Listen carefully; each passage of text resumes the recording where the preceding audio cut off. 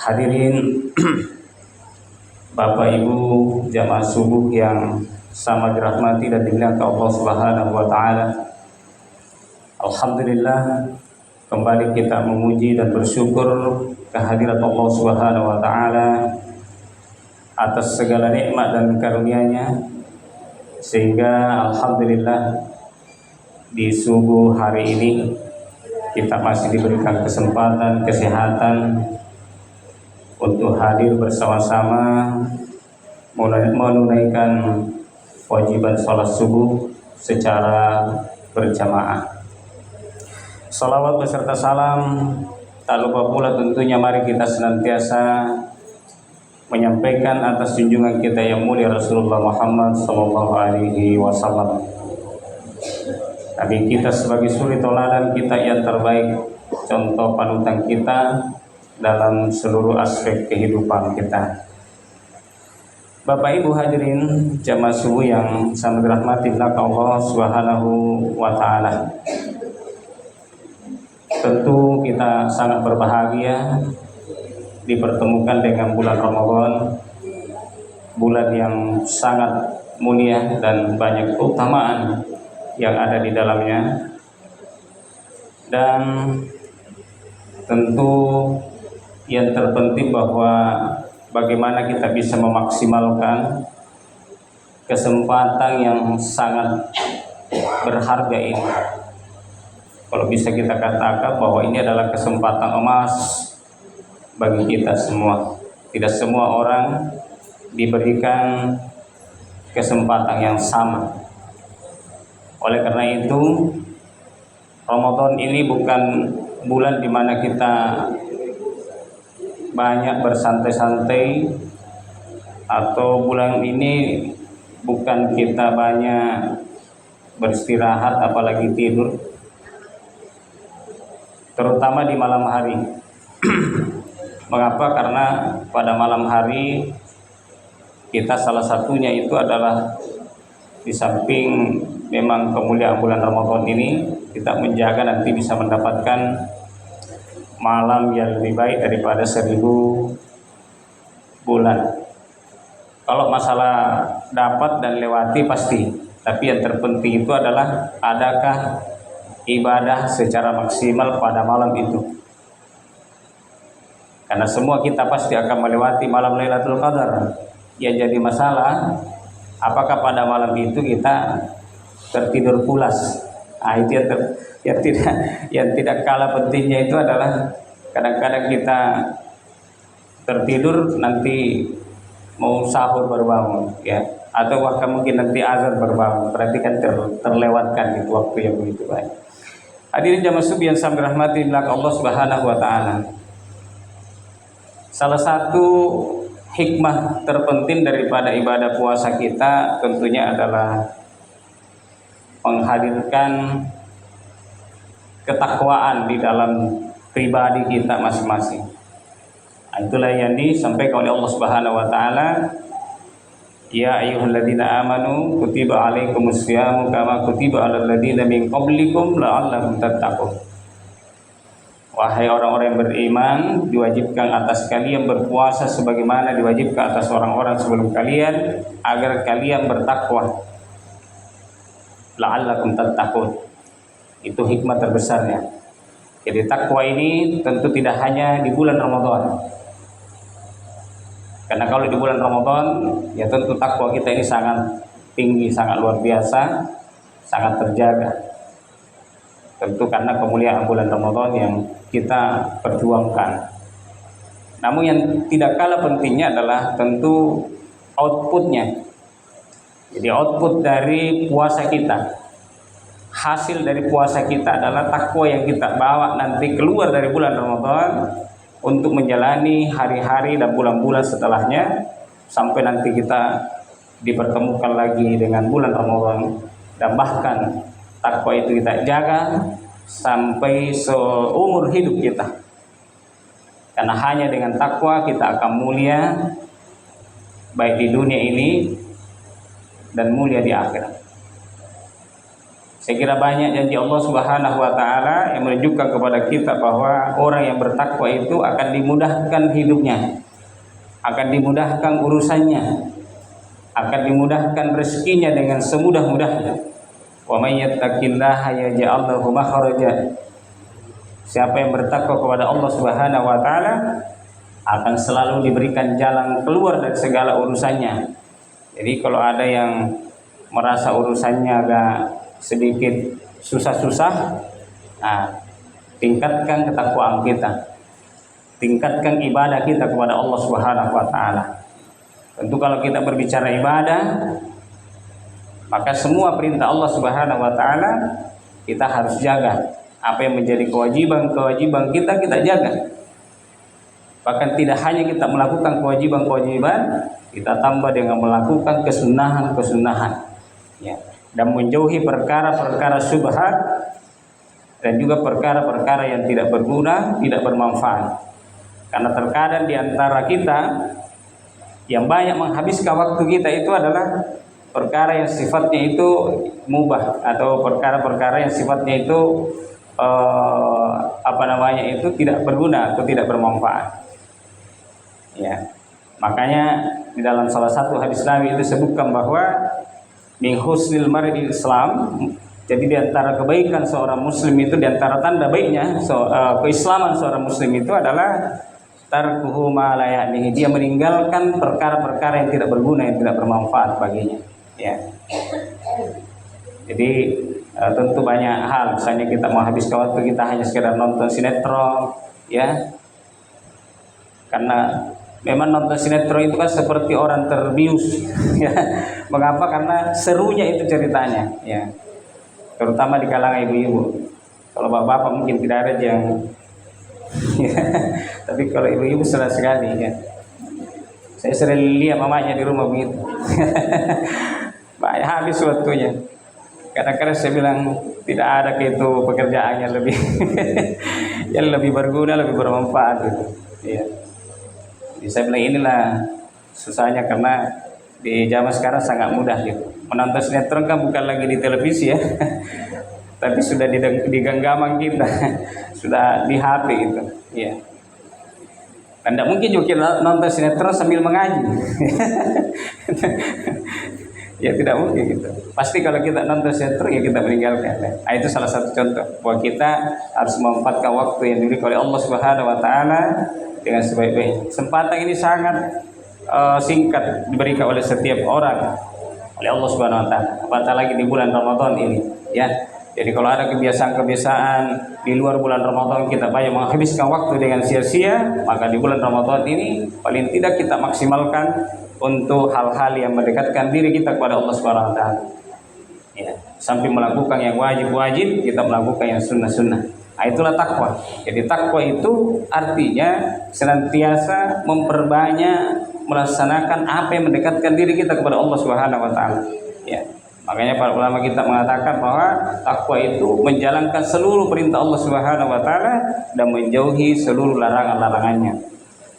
Hadirin jamaah subuh yang sangat dirahmati Allah Subhanahu wa taala. Yang kedua di antara perkara yang sangat penting bagi kita adalah mensyukuri nikmat kesempurnaan Islam ini. Itu di antara yang sangat penting kita renungkan. Mensyukuri nikmat kesempurnaan Islam. Jadi kesempurnaan Islam, agama yang Allah Subhanahu wa taala berikan kepada Nabi kita Muhammad SAW untuk umat manusia di akhir zaman ini adalah agama yang sempurna. Inilah agama Islam. Hanya Allah Subhanahu wa taala di dalam ayat yang saya bacakan tadi sebagai pembuka, Quran surah Al-Maidah ayat 3. Al-yawma akmaltu lakum dinakum wa atmamtu alaikum ni'mati wa raditu lakumul Islam dinan. Kata Allah Subhanahu wa taala, pada hari ini aku telah menyempurnakan bagi kalian agama kalian. Coba direnungkan. Allah menyempurnakan agama kita ini, agama Islam,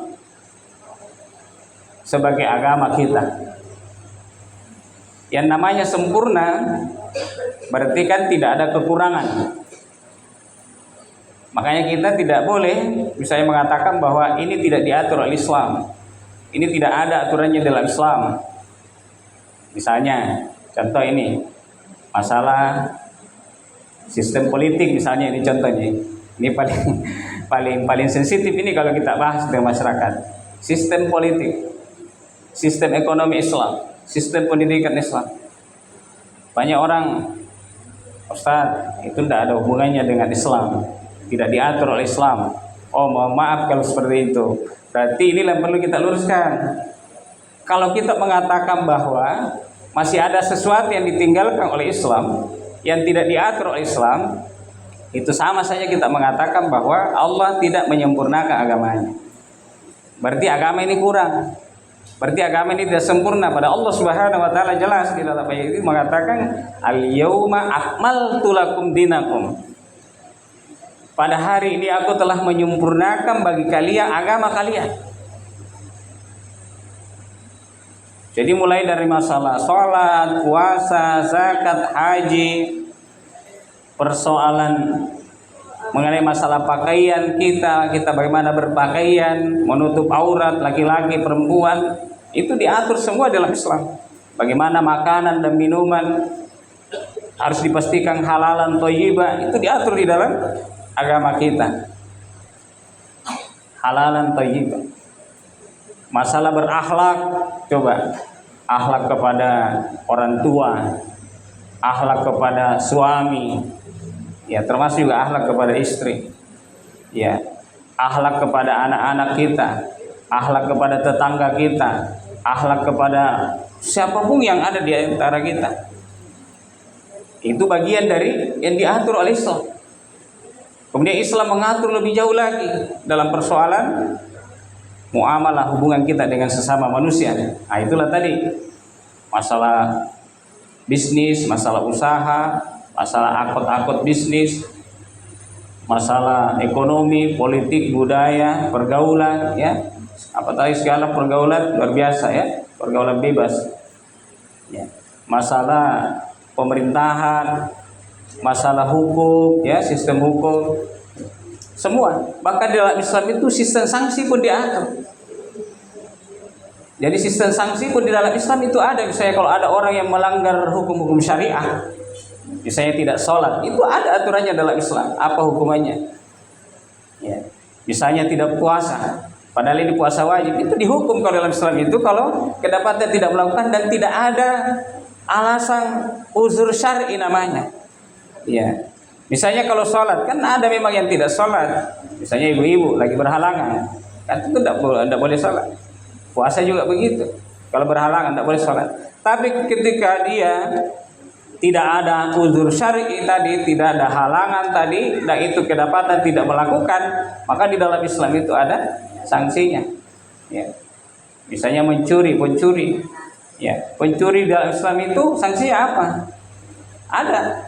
Di dalam Al-Quran maka secara tegas disebutkan as-sariq was-sariqatu faqta'u aydiyahuma. Jadi apa namanya? Pencuri laki-laki, pencuri perempuan itu dipotong tangannya. Nah, memotong tangan itu kan artinya sanksi, sistem sanksi dalam sanksi hukum istilahnya. Nah, hanya saja tentu siapa yang menegakkan itu, yang menegakkan sistem sanksi tadi. Yang menegakkan sistem sanksi tadi itu yang melaksanakan tentu bukan pribadi-pribadi, ya, tapi yang melakukan, yang melaksanakan itu adalah negara, ya.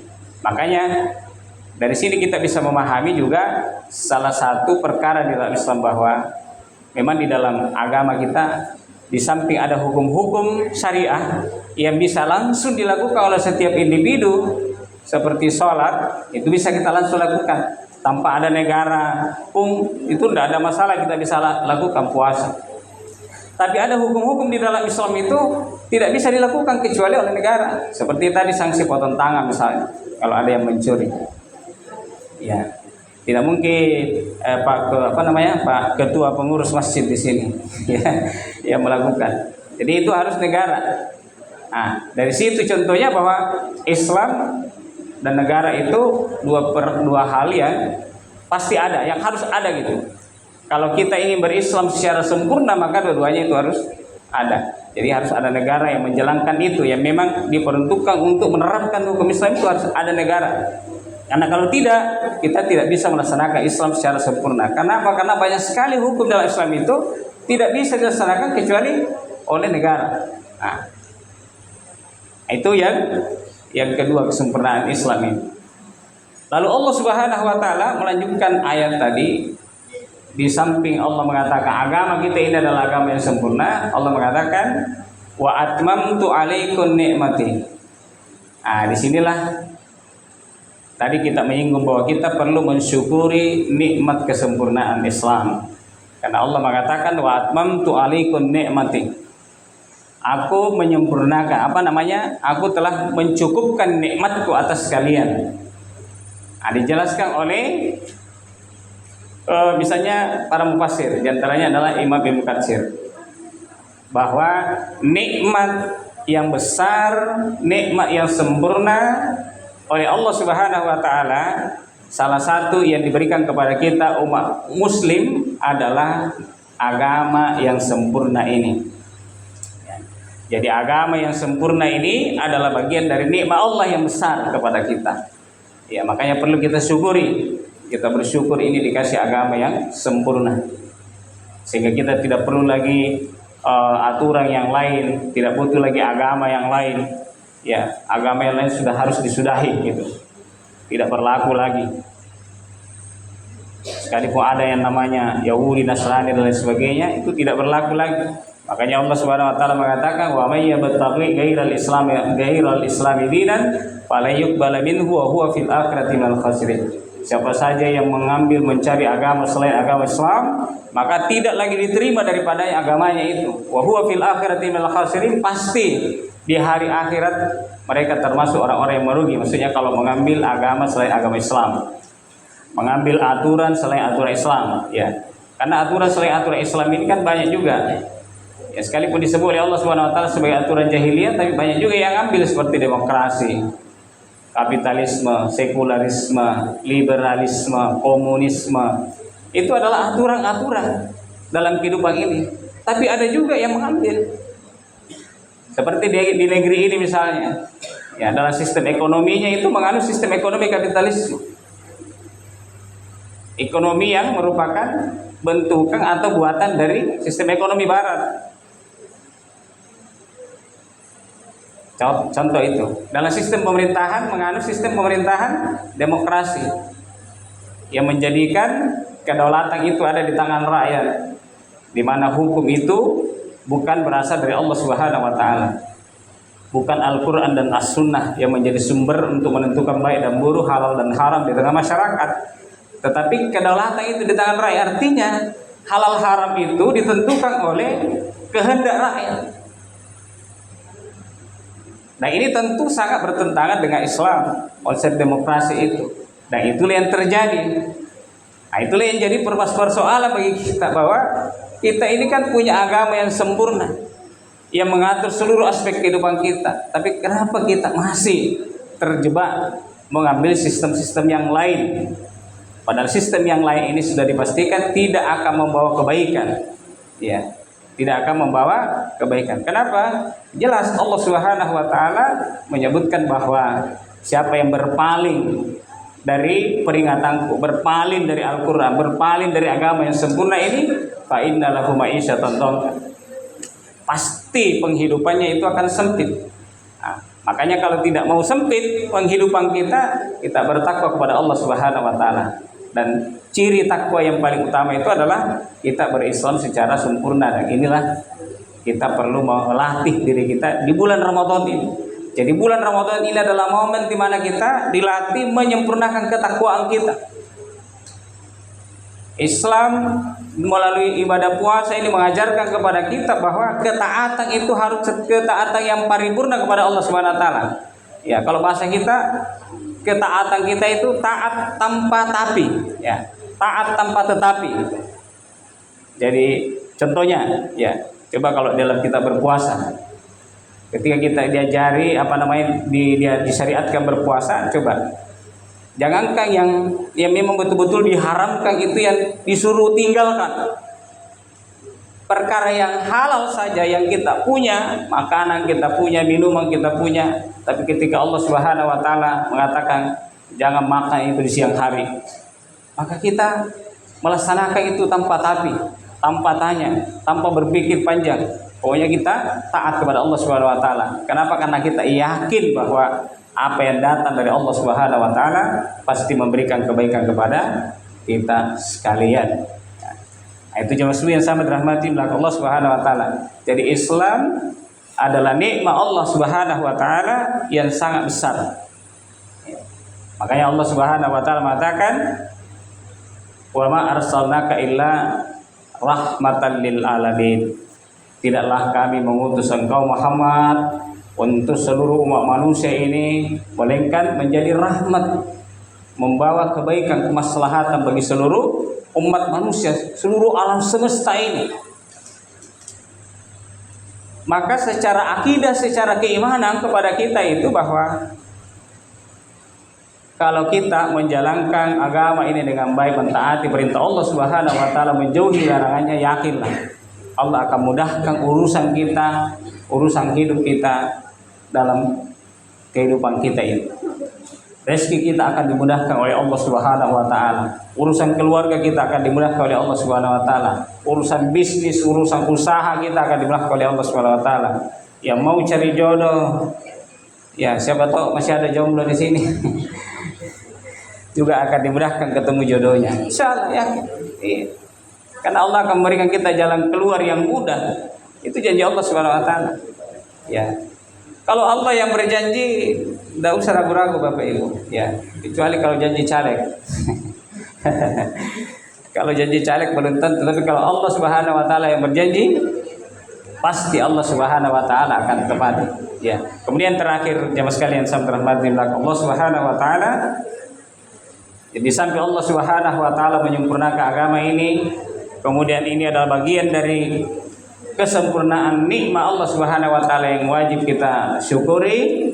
Allah mengatakan waraditu lakumul Islam madinah. Jadi tidak hanya Allah sempurnakan agama ini, tidak hanya Allah cukupkan nikmatnya atas kita, bahkan Allah mengatakan aku sudah ridho dengan agama kalian ini. Aku sudah ridho dengan Islam ini sebagai agama kalian. Itu artinya apa? Allah tidak ridho kalau kita memilih aturan yang lain. Jadi ketika Allah mengatakan saya ridho agama kalian, saya ridho Islam ini agama kalian sudah sempurna, nikmatku saya sudah cukupkan untuk kalian ini. Makanya kalau masih milih demokrasi, masih milih komunisme, liberalisme, komunisme, itu Allah tidak ridho. Ya, Allah tidak ridho dengan itu semua. Tidak hanya Allah tidak ridho, ya, kita akan celaka nanti di akhirat. Ya, tidak ada orang yang mau celaka di akhirat. Karena kalau kita celaka di akhirat, tidak bisa lagi kita kembali ini ya Allah. Hidupkan saya mau sholat, saya mau taat, saya mau meninggalkan semua yang Engkau larang. Tidak ada lagi, tidak ada kesempatan lagi. Dan itu Allah Subhanahu wa taala sudah sampaikan kepada kita bahwa di akhirat nanti banyak orang yang berteriak di hadapan Allah Subhanahu wa taala. Ya, minta dikembalikan di dunia ini, ya, untuk kembali bertobat, kembali kepada agama Allah Subhanahu wa taala, mau menerapkan Islam, meninggalkan semua yang dilarang oleh Allah Subhanahu wa taala. Ya, mereka berteriak farji'na. Ya, kembalikanlah kami ya Allah. Ya, na'mal sholihan inna muqinun. Ya, saya ingin beramal soleh. Inna muqinun, yakin matapa. Ya. Baru bisa sadar bahwa ya, karena sudah di depan mata itu yang namanya azab Allah Subhanahu wa taala, dan juga sudah di depan mata itu yang namanya nikmat yang besar di sisi Allah Subhanahu wa taala. Ya. Makanya dalam salah satu hadis Nabi sallallahu alaihi wasallam disebutkan bahwa rahmat Allah itu, jadi Allah itu mempunyai 100 rahmat. 99 rahmatnya itu disimpan nanti di surga, sedangkan 1 rahmatnya itulah yang diturunkan di bumi. Dan rahmat Allah di bumi ini bersifat mutlak, artinya diberikan kepada semua makhluknya, diberikan kepada semua manusia, mau beriman, mau kafir, dikasih semua rizki, ya, dikasih semua hidup, bernapas, menikmati apa yang ada di bumi ini. Tapi kalau di akhirat, yang bisa mendapatkan rahmat Allah Subhanahu wa taala bersyarat. Siapa yang bisa mendapatkan itu? Yang 99 rahmat Allah Subhanahu wa taala di akhirat, orang yang beriman ketika dia masih hidup di dunia. Dia beriman kepada Allah, dia bertakwa kepada Allah Subhanahu wa taala. Mudah-mudahan kita termasuk yang mendapatkan rahmat Allah Subhanahu wa taala yang sangat besar nanti di akhirat melalui tentu ibadah-ibadah kita ini di bulan Ramadan yang mulia. Mohon maaf sekira itu yang bisa kita sampaikan pada subuh hari ini. Assalamualaikum warahmatullahi wabarakatuh.